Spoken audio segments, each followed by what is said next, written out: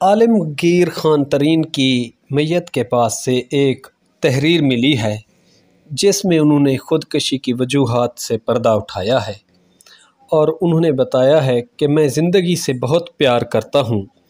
6 مہینے پہلے تک میری زندگی اطمینان بخش تھی۔ مجھے جلدی بیماری ہے جس کی وجہ سے مجھے مستقل اسٹیرائڈ لینا پڑتی ہیں۔ چہرے کی بائیں جانب جلد کو نقصان ہوا ہے۔ مجھے کوئی فائدہ نہیں ہو رہا۔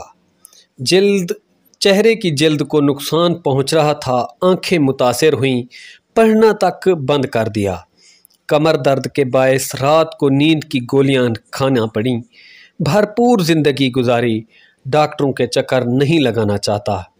اپنے بھائی جہانگیر خان ترین کو مخاطب کرتے ہوئے کہا کہ میرے نوکر عالم کا خیال رکھنا۔